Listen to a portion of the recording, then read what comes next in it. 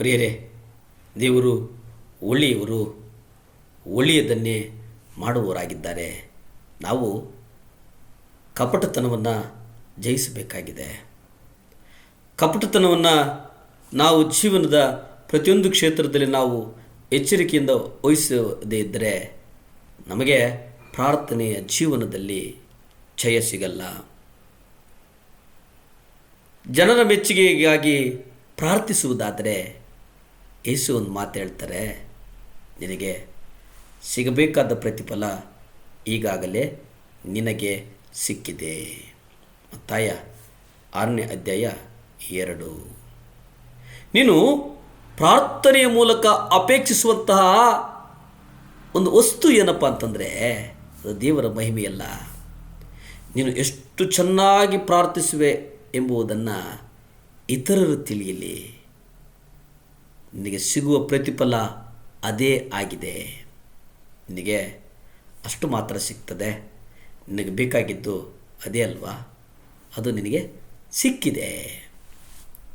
ಆದರೆ ಇಲ್ಲಿ ಮುಖ್ಯವಾಗಿ ಗಮನಿಸುವುದೇನಂತಂದರೆ, ಕ್ರೈಸ್ತ ಜೀವಿತದ ಒಂದು ಸಿದ್ಧಾಂತ ಏನಪ್ಪ ಅಂತಂದರೆ, ನಮಗೆ ನಮ್ಮ ಹೃದಯದ ಅಂತರಾಳದ ಹಾರೈಕೆ ಏನಿದೆ ಅದು ಸಿಗಬೇಕಾಗಿದೆ.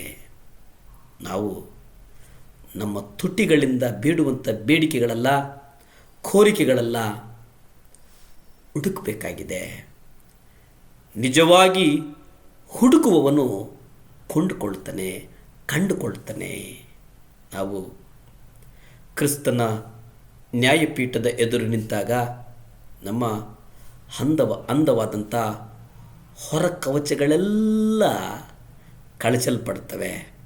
ಅಲ್ಲಿಗೆ ನಮ್ಮ ನಟನೆ ಅಂತ್ಯಗೊಳ್ಳುತ್ತದೆ, ನಮ್ಮ ನಿಜ ಸ್ವರೂಪ ಪ್ರಕಟವಾಗ್ತದೆ. ಆದುದರಿಂದ ಈ ದಿನ ನಾವು ಹೇಗೆ ನಡೀತಾ ಇದ್ದೇವೋ ಅನ್ನುವುದನ್ನು ಗಮನಿಸಬೇಕಾಗಿದೆ. ಅದು ಈ ಲೋಕದಲ್ಲಿ ಯಾರೂ ಎಚ್ಚರಿಸುವುದಿಲ್ಲ.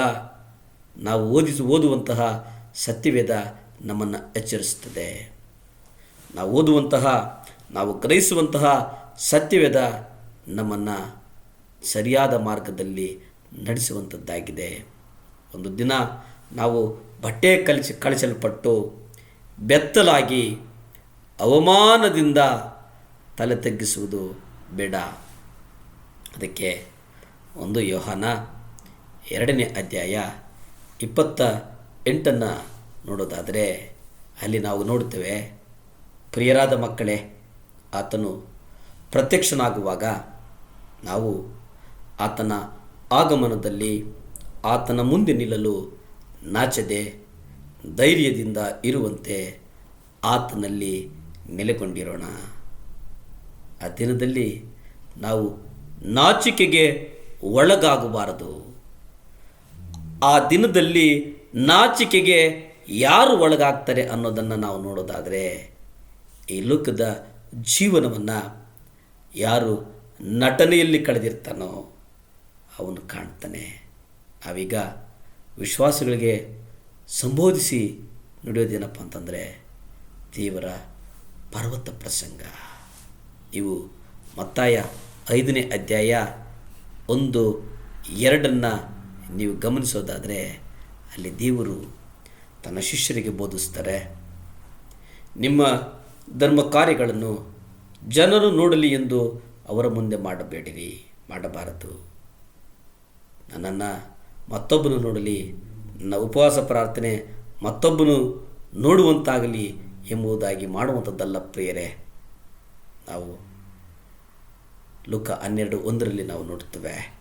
ಇಲ್ಲಿ ವಿಶೇಷವಾಗಿ ಗಮನಿಸೋದಾದರೆ, ಅಷ್ಟರಲ್ಲಿ ಅಸಂಖ್ಯವಾದ ಜನಸಮೂಹವು ಒಬ್ಬರ ಮೇಲೊಬ್ಬರು ತುಳಿಯುವಷ್ಟು ಒಟ್ಟುಗೂಡಿ ಬಂದಿರಲಾಗಿ ಆತನು ಎಲ್ಲದಕ್ಕಿಂತ ಮೊದಲು ತನ್ನ ಶಿಷ್ಯರಿಗೆ, ಫರಿಸಾಯರ ಕಪಟವನ್ನು ಉಳಿ ವಿಷಯದಲ್ಲಿ ನೀವು ಎಚ್ಚರಿಕೆಯಾಗಿರಿ. ಪ್ರಿಯರೇ, ಎಚ್ಚರಿಕೆಯಾಗಿರಿ. ಭೂಮಿ ಆಕಾಶಗಳನ್ನು ಉಂಟು ಮಾಡಿದಂಥ ಸರ್ವಶಕ್ತನೇ ಸಹಾಯ ಮಾಡಪ್ಪ ದೇವ. ಈ ಲೋಕದಲ್ಲಿ ಎಚ್ಚರಿಕೆಯಿಂದ ಬದುಕುವುದಕ್ಕೆ ಕೃಪೆ ಕೊಡು ಸ್ವಾಮಿ. ಎಚ್ಚರಿಕೆಯಿಂದ ಬಾಳುವುದಕ್ಕೆ ನಿಮ್ಮ ರಕ್ತದ ಮೂಲಕ ನಮ್ಮನ್ನು ನಡೆಸು ಸ್ವಾಮಿ. ದೇವ, ವಾಕ್ಯದ ಮೂಲಕ ಎಚ್ಚರಿಸು. ನಮ್ಮ ನಡತೆಗಳಲ್ಲಿ ಎಚ್ಚರಿಸು.